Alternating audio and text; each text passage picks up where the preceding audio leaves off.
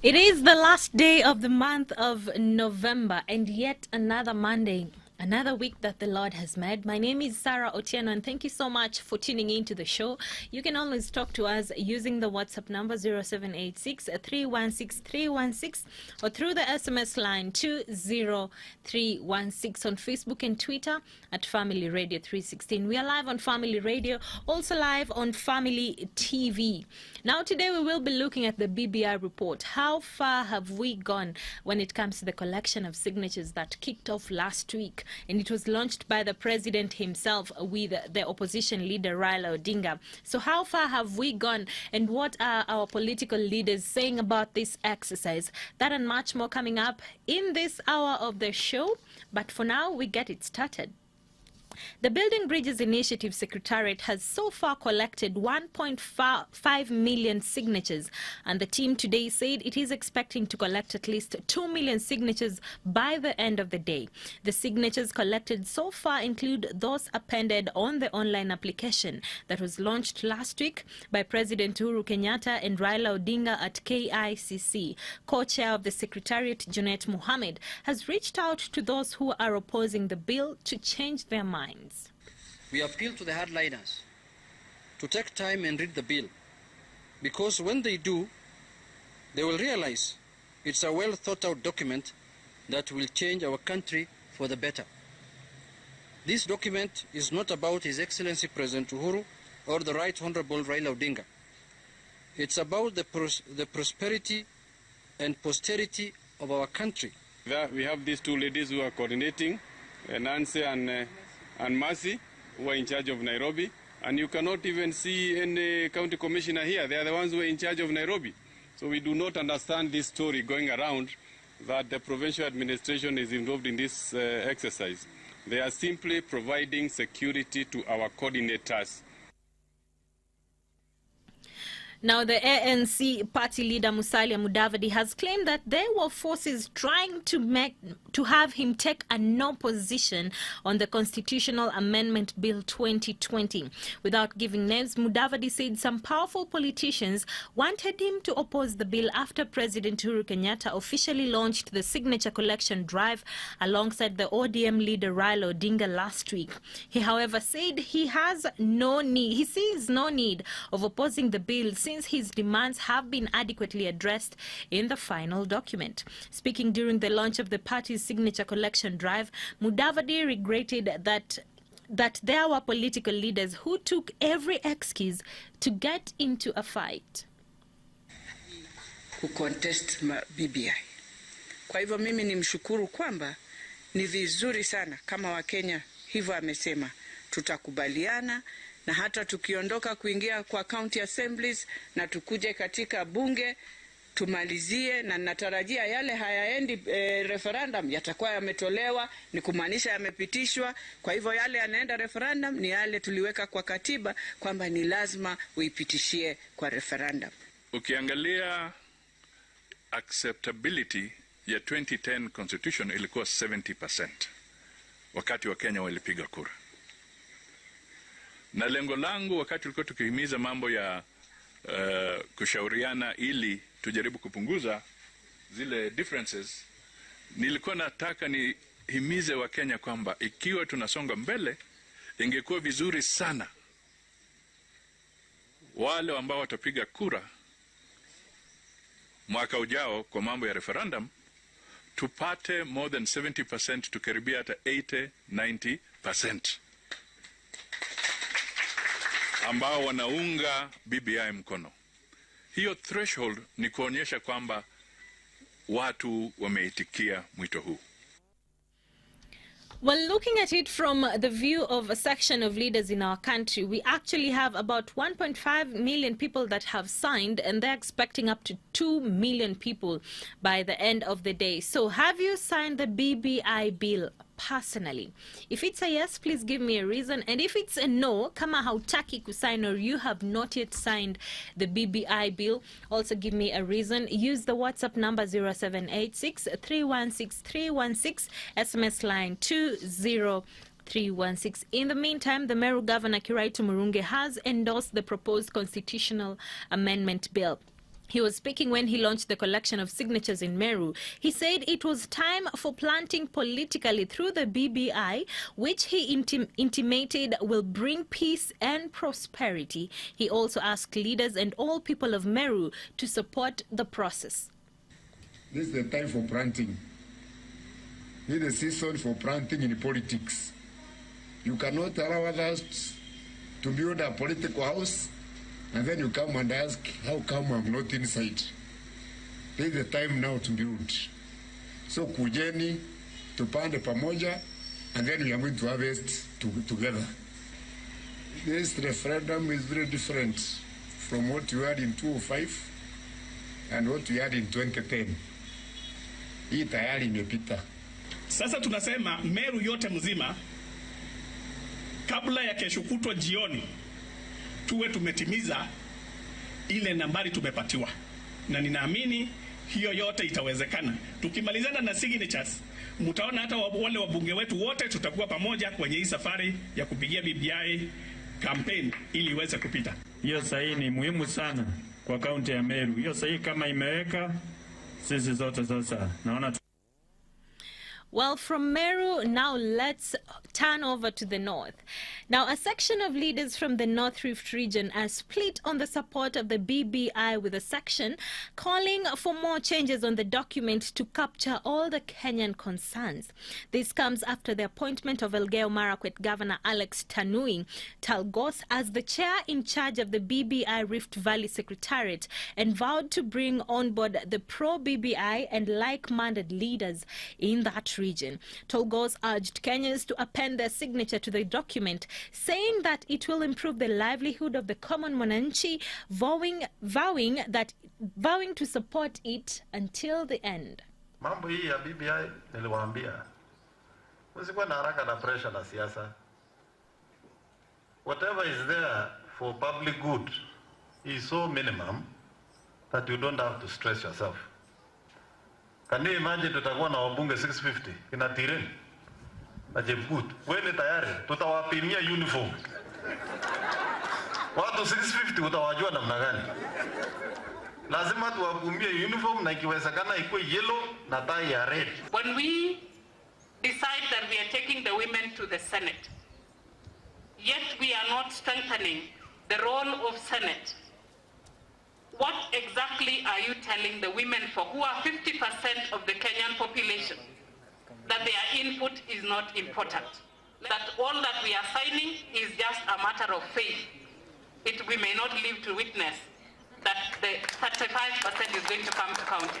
Some of the reasons we have had delays in exchequer releases to counties is because there is no money in the country. Walisema sisi ni wasaliti, tumeenda against the wishes of the community. And sometimes we ask ourselves, if bringing 35% of resources that will increase the allocation of Elgeyo Marakwet from 3.5 to 8.6, if that is being the enemy of the community, mimi niko tayari kuwa enemy ya community. Mimi nataka nihakikishie wananchi kwamba wale tuko kwa hii safari, we know what we are doing, we know what is in BBI, and we fully support it, even if all our issues were not captured in that document.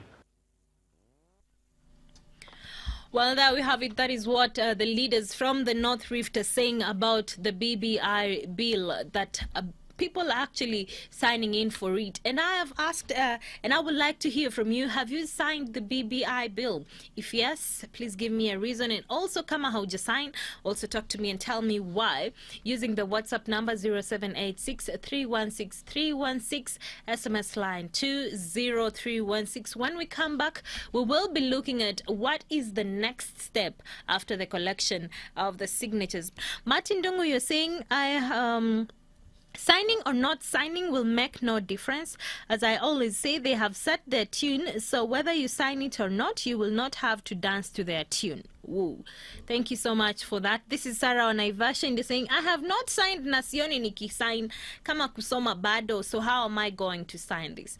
Well, I know a lot of Kenyans are saying they have not signed this because they have not read the BBI. And I remember there is a time back when the government was saying that it will actually make sure that this BBI report is given down to the common mwananchi through the newspapers, even through the vernacular stations.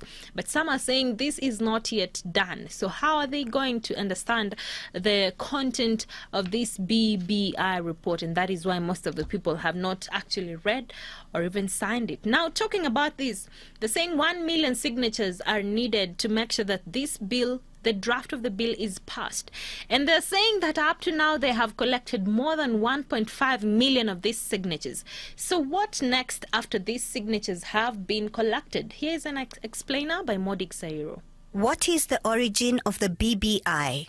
The Building Bridges initiative was constituted after March 9, 2018 handshake between President Uhuru Kenyatta and opposition leader Raila Odinga, promising recommendations that will foster unity and help to end negative ethnicity, political antagonism and corruption in Kenya.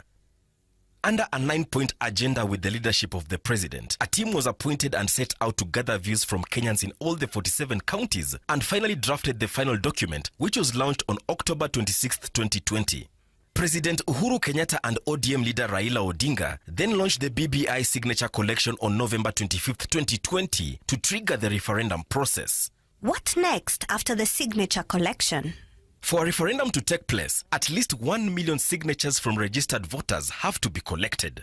The supporting signatures are then taken to the Independent Electoral and Boundary Commission, which shall verify that the initiative is supported by at least 1 million registered voters. If the IEBC is satisfied that the initiative meets the requirements, the Commission shall submit the draft bill to each county assembly for consideration within 3 months after the date it was submitted by the Commission. If a county assembly approves the draft bill within 3 months after the date it was submitted by the Commission, the Speaker of the County Assembly shall deliver a copy of the draft bill jointly to the Speaker of the 2 Houses of Parliament with a certificate that the County Assembly has approved it. If it is approved by a majority, which is 24 of the county assemblies across the country, it shall then be introduced in Parliament. Parliament will play a central role in the implementation of the BBI report through legislation. At least 12 broad legislative proposals are expected to be enacted by Parliament to implement parts of the BBI report. In conclusion, the BBI report, which proposes changes to the country's governance structure, will finally be subjected to a referendum for Kenyans to approve or reject the changes if the Parliament adopts it. Well, thank you, Modigs, with that explainer. Now let's move on to other stories. Nairobi Governor Mike Sonko, who is facing impeachment by the Nairobi County Assembly, was today afternoon briefly held by police in Nairobi. The governor was meeting MCAs who support him ahead of the impeachment motion against him. In what seemed like a cat and mouse chase, police had stormed into a venue at the Office Park on Riverside Drive where Sonko had hosted the city representatives, only to miss him there. He had earlier planned a press conference at the location but later switched the venue, and the police stormed into a new location at 113 Riverside Drive and scattered the meeting. They lobbed tear gas canisters at the venue to disperse the legislators.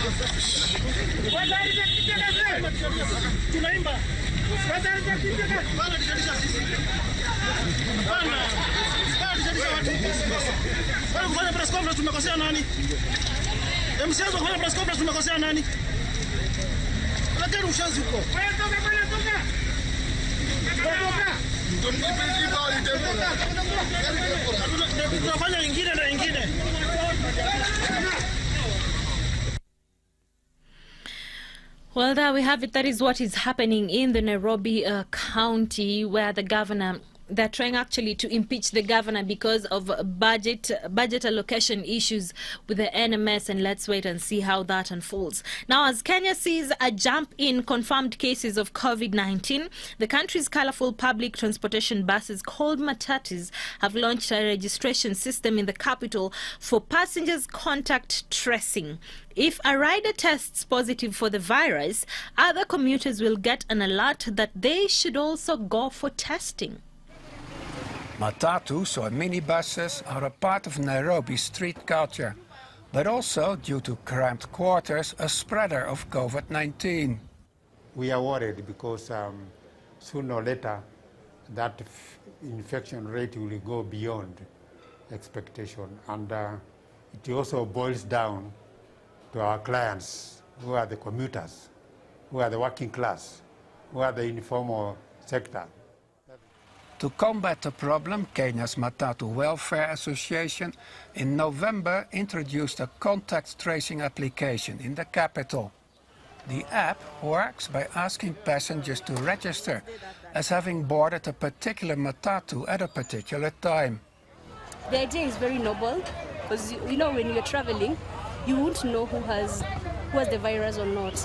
So at least with the registration, we'll be able to follow up and follow they're called what? The people who you are with contacts with. The data is managed by a Kenya government-certified IT company. If a passenger later reports testing positive, the other riders will receive an alert. But there are limitations. Reporting an infection is voluntary. If it is the other way around of enforcement, some people may try to beat the system or to just resist being coerced into certain things. We will not be able to achieve the goal. When we change their mindset, they'll be able to take up that as personal responsibility. Kenya's health sector providers say contact tracing is critical for preventing COVID-19. Even when you find the contact and you ask them to quarantine, you will not have 100% compliance with the quarantine. But even if you achieve 50% compliance with the quarantine, already you are actually contributing to reducing the spread and the force of the pandemic. Kenya's National Transport and Safety Authority, NTSA, a partner on the contact tracing program, says if helpful in Nairobi, they will expand it. Any effort by any entity that would help minimize the spread and the deaths will be embraced. So yes, if it is something that we can work with, we will promote it both in Nairobi and the other cities. As Kenya navigates a second wave of COVID-19 cases, millions of Matatu riders can help beat the virus, one ride at a time. A very interesting innovation there to help curb the spread of COVID-19. Now, with the continuous increasing cases of COVID-19, and we're talking about the positive cases within the country, the question on whether or not we will be able to curb the spread of the virus within this second wave is quite hard to answer. What then can we do to avoid getting into a third wave? And rather, what are the effects of not taking this second wave seriously? Here is Emily Mukomunene, who is a health expert, with that answer. Yes, the second wave of COVID-19, it's a very scary thing.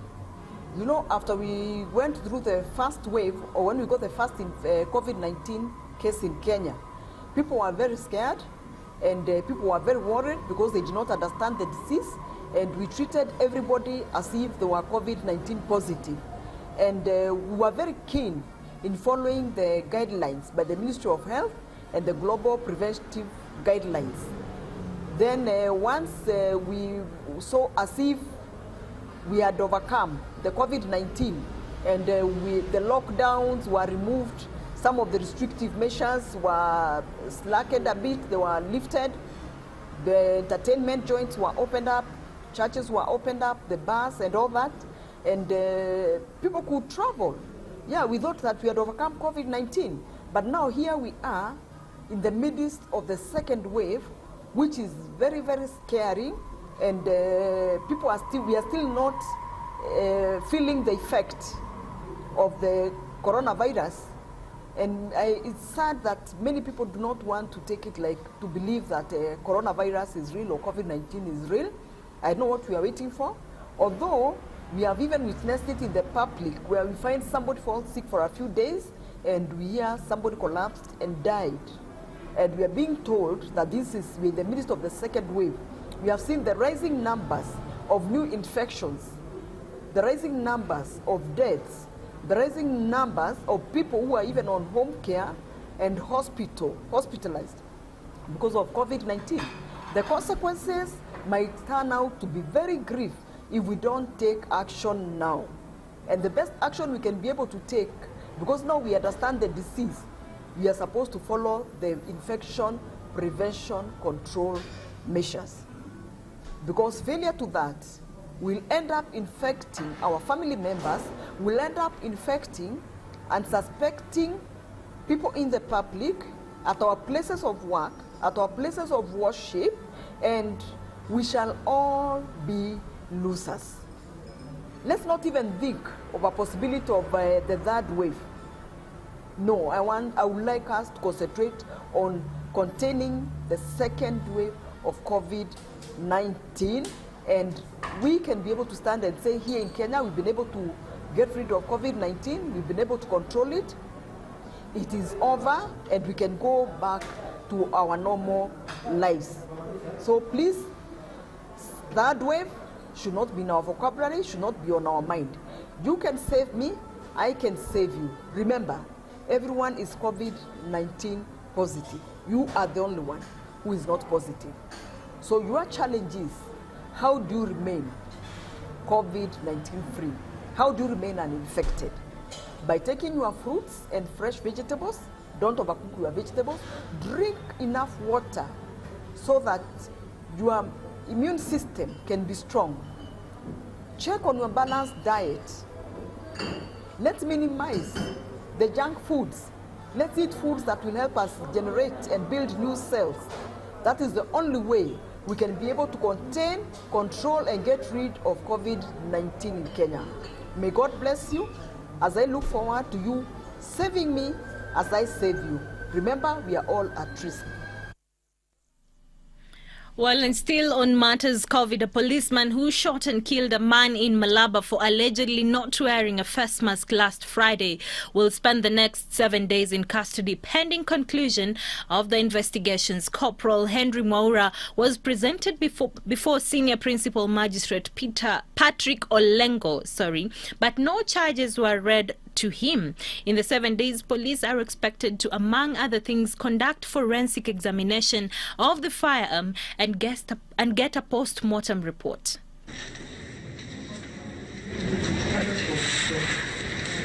I find that the 7 days for investigating the offense of this nature is not ordinarily long. I hereby allow the application.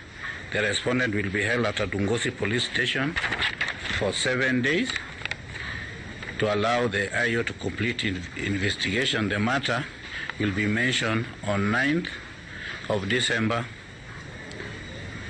this year. Well, that matter will be mentioned on the 9th of December.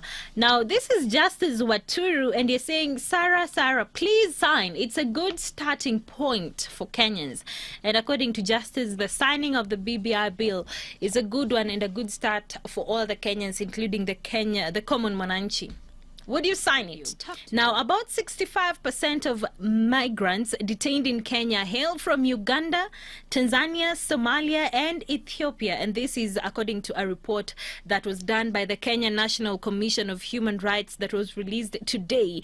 It indicated that a third of these migrants are being detained for being in the country without proper documentation. The study conducted by KNCHR in partnership with GIZ through the Better Migrant Management Plan saw that 246 of them were drawn from 55 prisons that were interviewed.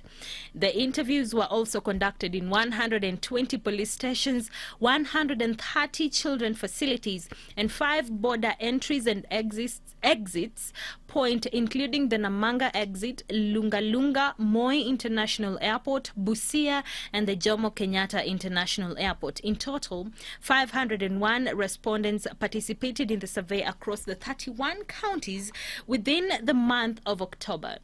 The survey report on the status of migrants in places of detention in Kenya. It has very good recommendations, and more so based on the basic human rights for the immigrants that may find themselves in our country. But it is important to note that as police, we are simply officers of the law. Our main duty is to enforce laws and regulations as stipulated in the books. And therefore, I would request the Kenya National Commission on Human Rights to move further on this particular report and get out ways in which maybe we can come up with legislation that would improve on the rights of these individuals, especially the immigrants that find themselves brought over by, let's say, brokers or traffickers, majorly. For the traffickers, I believe that we would still remain strict to them and ensure that they serve sentences or pay very heavy fines. But for the immigrants, maybe it would be important that we can come up with legislation that would fasten maybe immediate or quick deportation. But as the law stands today, our hands are tied.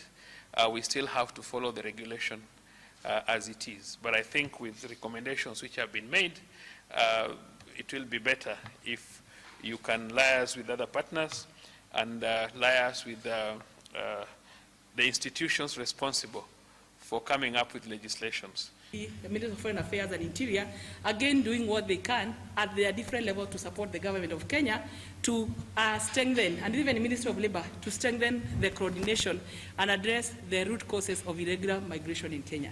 That's all I would say. I would just want to say that there are processes which are ongoing. Some of them we are part of them, some of them we are at the forefront in terms of not hesitating to give our human rights opinion and advisory on how best we can safeguard against violating the rights of migrants. And now to some international news. And villagers in the northern Nigeria's Borno state on Sunday buried 43 farmers killed in an attack by suspected Islamist militants, while security forces searched for dozens of people who are still missing. Roughly 30 of the men killed were also beheaded in the attack, which began on Saturday morning in Zabamari village on the northern Borno state. Residents said a total of 70 people are feared dead. While no group claimed responsibility, such massacres have been carried out in the past by Boko Haram or the Islamic State West African province. Emergency workers evacuate the bodies of farm labourers slaughtered while working in rice fields. The attack took place near Maiduguri in Nigeria's northeast, a region struggling to contain jihadist violence. Local militia said several other workers were injured and some presumed to have been kidnapped. It says Boko Haram is responsible for the attack. Authorities have launched a search for the culprits. The killings came amid local elections in Borno State, polls which had been repeatedly postponed due to an increase in attacks by Boko Haram and its rival linked to the Islamic State group. Last month, Boko Haram fighters killed 22 farmers working on irrigation fields near Maiduguri in 2 separate incidents. A jihadist insurgency has reigned for a decade in northeast Nigeria. At least 36,000 people have been killed in the conflict, while around 2 million have been displaced.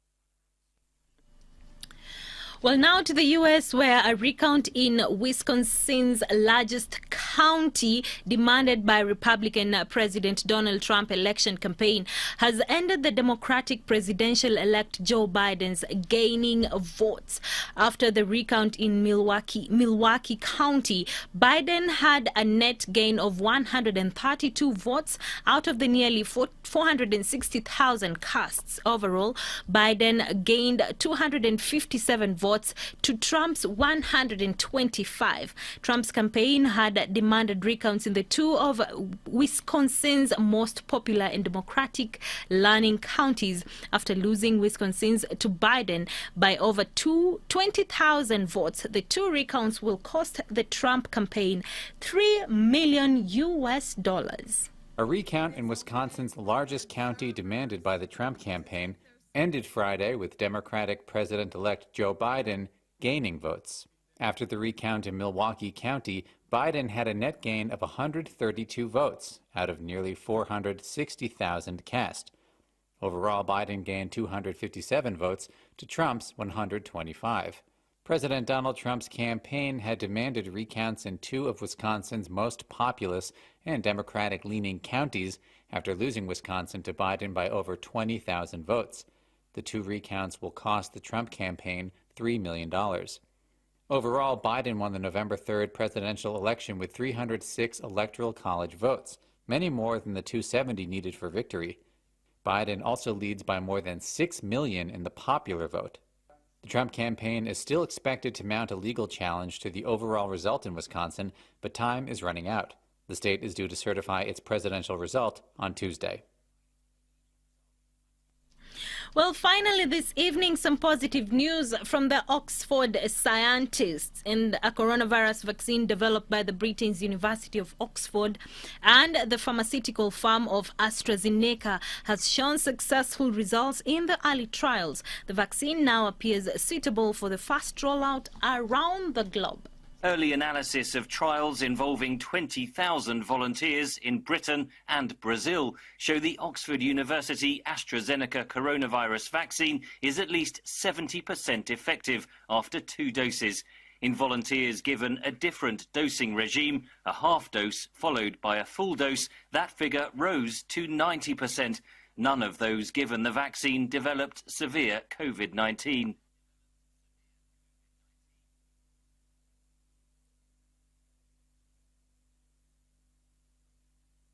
AstraZeneca plans to begin supplying hundreds of millions of doses by the end of the year, subject to regulatory approval. Doctors say several properties of the vaccine make it suitable for global rollout. Well, this is good news. At least we have a vaccine that is now ready to be rolled out across the globe. Let's be hopeful about the pandemic. Of course, I know some of us have lost our loved ones. Some of us know people that have been affected. But let us be hopeful, because remember, there is light at the end of the tunnel. Thank you so much for tuning in to the show today. My name is Sarah Otieno, and have yourself a very lovely night. I will see you tomorrow. Good night. Our shows, log on to www.familymediaonline.com to enjoy a wide variety of programs, from current affairs to testimonials and features, pastoral and inspirational shows, kids entertainment, and so much more. Also stream live on www.familymedia.tv.